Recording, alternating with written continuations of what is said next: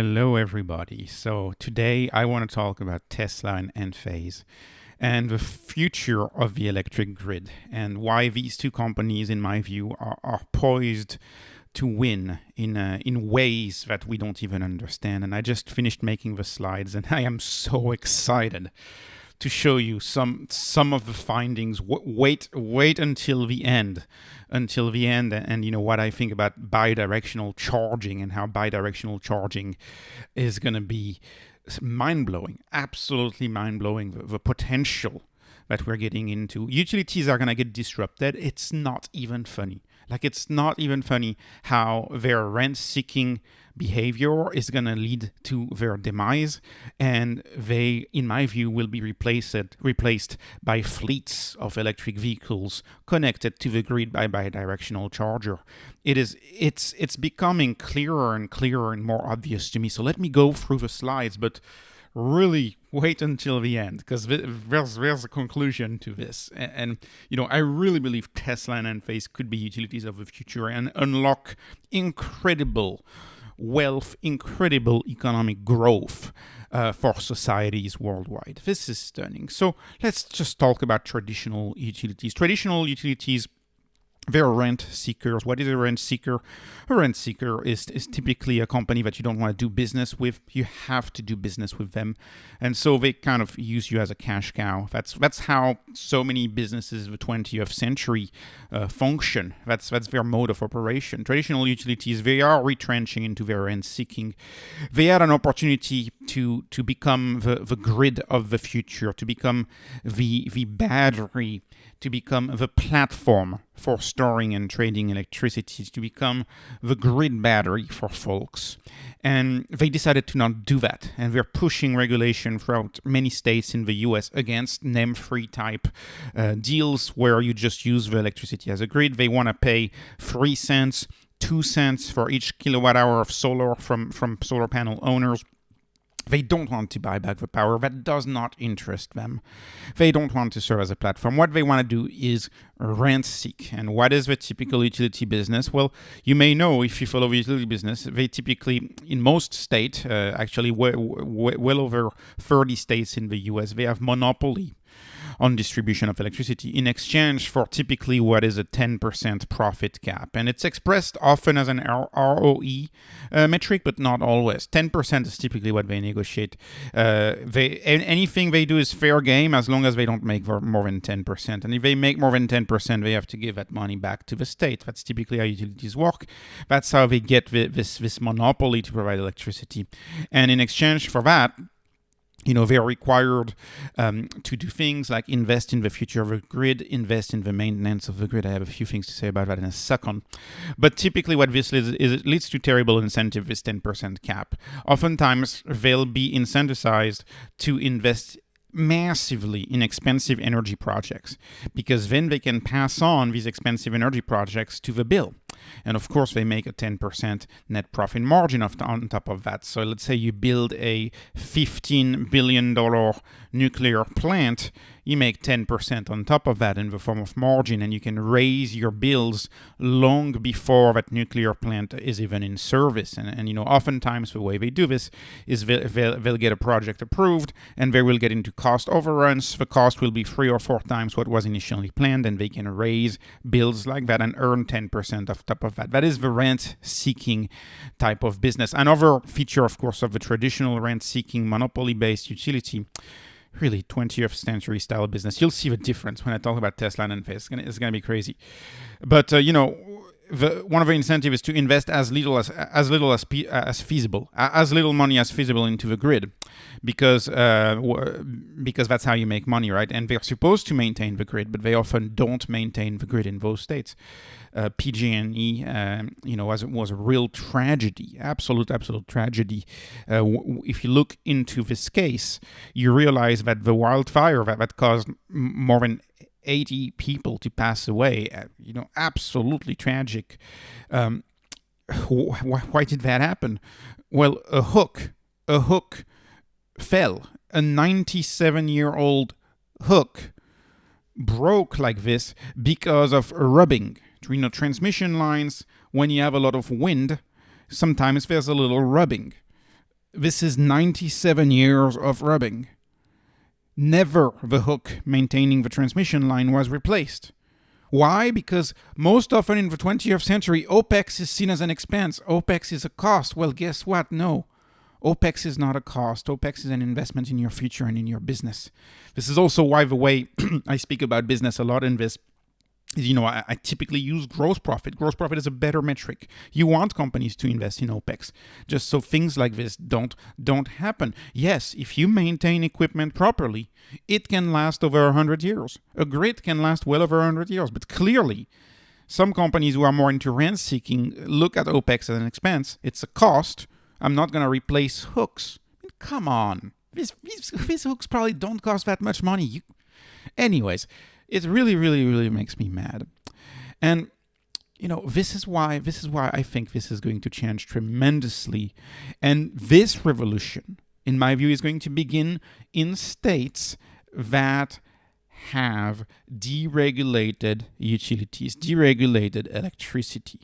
When monopoly utilities fail, as they slowly are getting there, right? And we see more problems with the grid, more problems with the lack of investment from regulated utilities into the grid.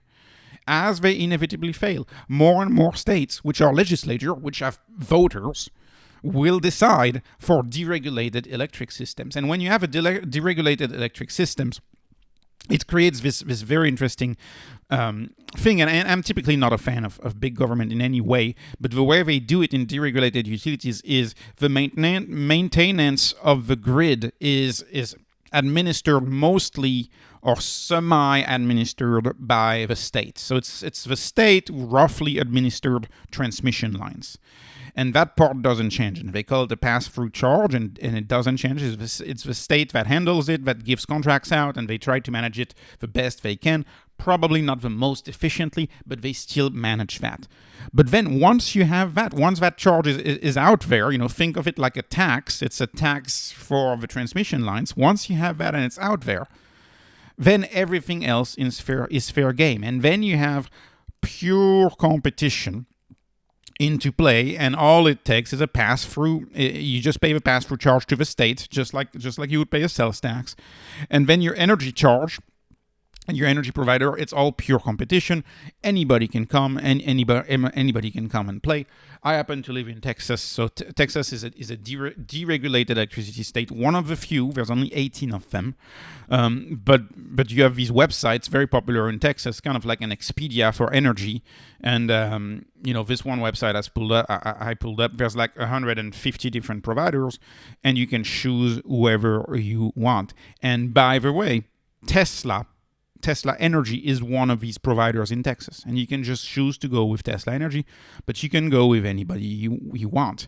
My vision is that Tesla already is, and Enphase in the future will be energy provider in states that deregulated their electricity grid, which in my view is inevitable. It is inevitable when you see the issues of the electric grid, and when they start to see all of the benefits of a deregulated electricity grid, many states will deregulate. In Europe, this deregulation is actually well underway in a lot of countries. So, and this is the map of the US right now. So right now in the US, there's 18 states that have deregulated electricity here in orange, and you have states that are warming up to it. One of which is California, which is a huge state. Now, this may not seem like much, but this is actually tremendous to see this, because if you know anything about the US, you know that most people in the US live out here in this general area. That's where most people live in the US. It's still the most populated states are in this general area. And they have deregulated utilities, electricity choice, which is areas where, in my view, an Enphase and a Tesla platform for electricity can absolutely thrive. And these states, in my view, they will change at some point. These platforms win. They end up winning. There is friction. There are fights, but they end up winning. Look at what happens with, say, Tesla and, for example, dealership laws. Look at what happened with Uber and taxes. It takes years to change rent-seeking practices. It takes years, but it happens eventually, and we're long-term investors, so we have years, right? We're long-term investors. So let me show you what my view of the future of the grid is. Tesla has already begun implementing this vision of becoming a utility in Texas, and they have a trial in Australia, actually. So Tesla has already begun doing that. So what does Tesla do? So when you have a Tesla solar roof, if you're lucky to have one, because they really haven't scaled that up, when you have a Tesla solar roof, what you can do is you can resell your electricity to the grid. And the software will detect what are the wholesale prices of electricity at the grid, and they will decide to sell that energy to the grid for you. And you can see whether using the app here, put the threshold at 30 cents. And so whenever electric prices wholesale on the grid, on the market, goes over 30 cents, you just unload electricity straight from your roof to the grid. And of course, coming in 2024, 2025, Elon Musk has already said this is happening to Teslas, which is really what we care about, because it's 65% of the market share of EVs are Teslas. Elon Musk told us this is coming. So what that means is when you have a Tesla, you will be able to discharge your Tesla to say 20% charge, which maybe you want to keep 20% charge just in case you, need to pick up the kids from school or something. And you'll be able to just unload your Tesla when electricity prices are high. Stunning. Right? It's like if you're an household with maybe two EVs or three EVs, maybe you have a teenager at the house that has an EV too. You decide to unload your EVs evening in September, and boom, you make $600. Absolutely stunning, this resale to the grid. You're turning your battery and your EV into a money-making machine. Right, so this is pretty crazy to me. And what else is the future? By the way, you would make $600 if you get to the crazy prices in California. The reason why I say that is because California, one time in September, on one of those evenings, got to almost $3 a kilowatt hour. So $3 a kilowatt hour, 80 kilowatts stored inside a battery. You do the calculation really quickly, you get to these insane numbers. So it's not always $3 a kilowatt hour, but it could. So, and then Tesla owners are also a platform where they share, it's a network or a platform, whatever you want to call it, where you share electricity among Tesla owners at an agreed upon price. The price really here doesn't matter. You could think of it like a credit, because if you buy electricity at one price and resell it at the other at the same price, it's essentially an exchange. It really doesn't matter. And you can see that you're using Tesla's sustainable power installs. You're using 1,400 other Tesla users, right, of the electric grid plan, and then you have your house, which they named the Starbase. Funny, but anyways, you can just be entirely operating within your own community of grid of utility users, of Tesla utility users, without ever connecting to the grid. You just don't connect to the grid. You just share electricity among different houses that have solar panels and battery packs. And you do all of this outside of buying electricity from the grid, and you do all of this outside of rent seeking. There's no rent seeking anymore. I mean, this is absolutely stunning, and if you ask me. And of course, that's what many call the virtual grid. And this is coming. And now let me get into the exciting part. Why I am so excited about a lot of that stuff. So what gets me very excited is that Enphase, in my view, they have the same opportunity, right? They right now have the largest installed solar base in the USA, and they also have the largest network of installers, which is going to be essential. It's going to be essential for you to have that largest network of installers for when the bi-directional EV chargers come. And so this is right there. This is the Enphase app that you can see here, where it manages just everything like the Tesla app, where you can export energy to the grid, but you can also power your own your own consumption with your own solar panels. You can be discharging a battery at the same time. You can also be importing energy as well. You have a net import or a net export. You can really track every single electric component of your house with that app and start sending electricity back to the grid. So it would be very easy for Enphase to set up a platform or a network where you can just share energy between Enphase users and do the same thing that Tesla is doing, where Enphase just becomes a utility and everybody who has Enphase shares energy together. But this is where, in my view, it gets way, way more interesting. Where it gets way more interesting is when you start adding EVs to the mix. And so in my view, it's likely that we're all going to have some battery wall storage at the house for when the car is not home. But when car is home, when your car is parked, you don't need that much of a battery for your home because your car has a tremendous battery in it. And this is where the dual charger comes in. You can connect your battery to your home, to your car to your home, and then your home is connected to the grid. So you're part of this entire system, which allows you to do very interesting things.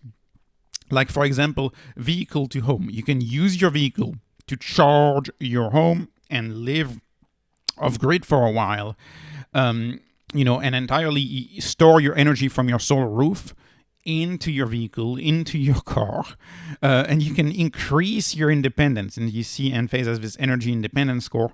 It's very easy to imagine a world where a lot of us are fully energy independent because we have an oversized solar system, because we have, a giant battery in our cars, because these are giant batteries in our cars.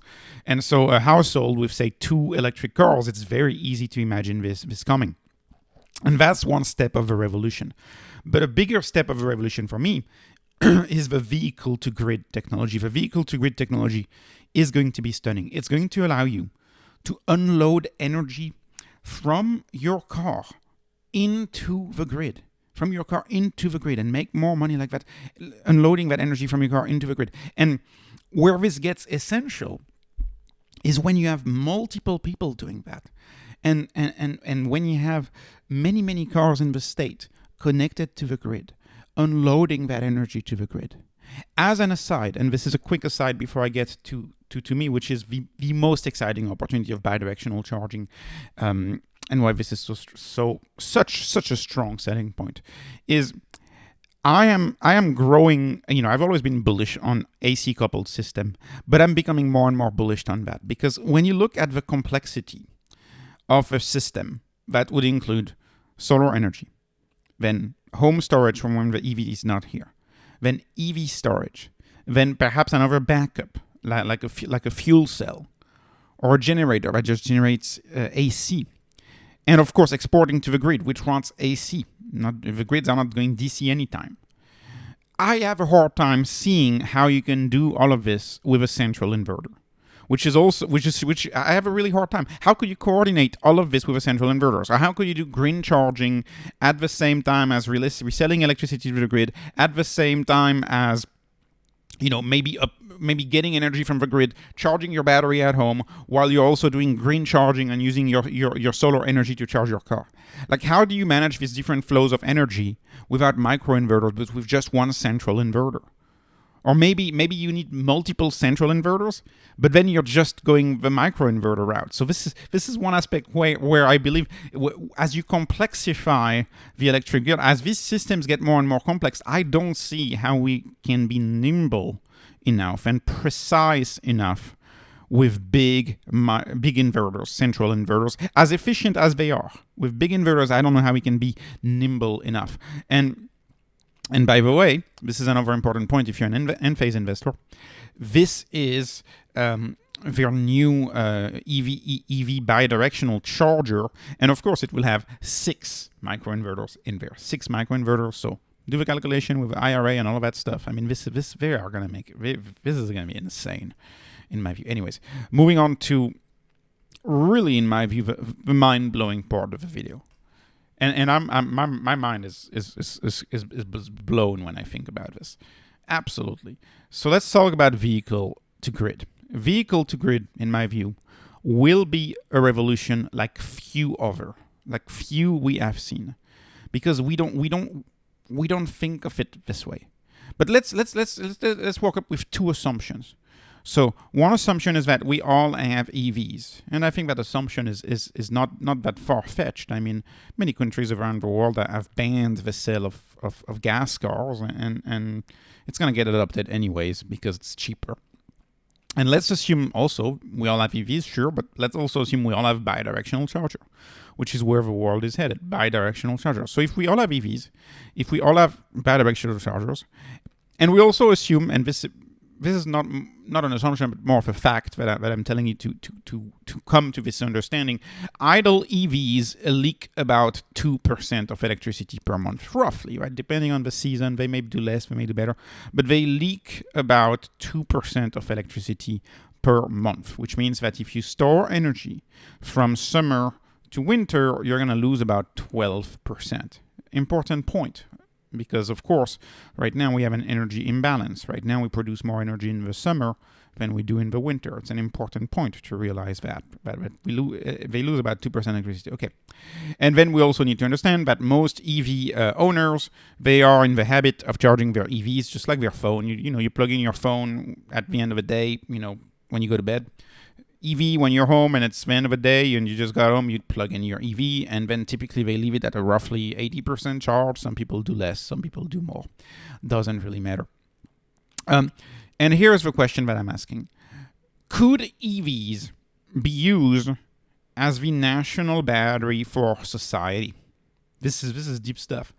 Could we use all of the EVs in the USA as a national battery for the economy, for everything we do? Well, let me show you this. Let's do a little bit of a calculation. There are 290 million cars in the USA, and the typical Tesla battery today of a brand new vehicle, remember, this is a field that's moving fast. If you're using data that is 6 months old, the data is outdated. A typical Tesla battery today is about 80 kilowatt hour. So 80 kilowatt hour, 290 million. Just for your information, all dams in the USA, and the US actually is a great country for dams. It's got tons of dams, the US. The USA has a lot of dams, a lot of energy storage. Definitely one of the better countries in the world when it comes to storing energy with dams. So if you look at all of the dams in the USA, they have a maximum storage capacity of 250 gigawatt. Now, here come the provocative thoughts. Buckle up. This is crazy. So, all dams in the USA have a storage capacity of 250 gigawatt. Let's imagine this, a potential EV park, which they will eventually all be electric. Let's assume they're the same size, so 290 million vehicles, cars, these are cars, times 80 kilowatt hour. I'm making the crazy assumption that this is not going to increase, but this is obviously going to increase. There's a debate as to whether we'll have more cars or less cars in the future, but this is obviously going to increase. But let's assume it's 80 kilowatt hours. This is crazy. We get to this number of 23 trillion 200 billion watts that you could store in the electric park. As a reminder, 1 gigawatt is 1 billion watts. Right now is the storage that we have in dams. So this is the potential EV park. If we all add electric cars with bidirectional charging, we could store 23,200 gigawatts. That's 2 orders of magnitude more than all of the dams in the USA, which is the main energy storage method that we have today. So we could store 100 times more energy into our fleet of cars, of all of the cars in the US. 100 times more. Imagine that superpower. This is crazy. This is absolutely crazy. And I'm reusing the term Enphase uses. Enphase calls bidirectional charging a superpower. It really, really is. I mean, it really is 100 times more. 100 times more. And actually, if you look at the world dam storage capacity, that would be about 20 times more for just the USA EV park. But there are, of course, 2 billion cars around the world. 2 billion cars. Also, I did not include trucks. I did not include tripling in battery capacity within 10 years, which is what I've always envisioned. And if you look at the cost curves of battery, we get better and better and better at making more energy efficient batteries. So the battery capacity will increase. Look at what a company like Enovix is doing. Enovix is already doubling standard capacity. They're already showing us that a doubling of the battery capacity is here within a few years. So if you don't think there's going to be a tripling of the capacity of batteries in within 10 years, I don't know what to say, because I absolutely think there will be. To me, it's obvious to me that we're going to have 10 years from now electric vehicles with a range of, say, 1,500 to 2,000 miles. It's obvious to me. I mean, it's obvious. We're just going to get better at this. So think about this. 23,200 gigawatts that you could potentially store, say, 10 years out, compared to 250 gigawatts today that you can store. And you only have a 2% monthly monthly leak in your energy. So can we see a future where our electric car park is charged at, say, 80% in the summer and, say, 60% in the winter, right? And you just study how charged all of the cars in the USA are, and maybe they're a little more charged as a whole in the summer and a little less charged as a whole in the winter, like dams kind of do. Right, that's what dams do. When there's too much energy into the grid, you make sure you pump the water up the mountain, and when there's less energy, you generate electricity back. Right, that's the same story. Maybe we have these virtual grids or these virtual utilities where they manage our electric cars, because our electric cars are a 1,500 mile range, and so it's the utility that decides what range you get for your car today, and maybe your car is showing you a 1,400 mile range in the summer months, and maybe it's showing you only a 700 mile range in the winter months, because the utility manages the optimal load of your car, and you just rent your car as a storage for the grid. And of course, then you have companies like Tesla, like Enphase, that are at the forefront of this decentralized energy grid and energy system, who just manage it for us and can just resell that electricity to industry who needs more even electricity production for them. This is stunning. This is mind-blowing to me. I love Tesla very much, my number one position. I love Enphase very much, my second position. I really hope you like this video. I realize it's long-term thinking, but I hope you like this video, and I was so excited to make it. So this is not investment advice. This is just entertainment. Thank you so much for watching. Please like, please subscribe, and have a wonderful day.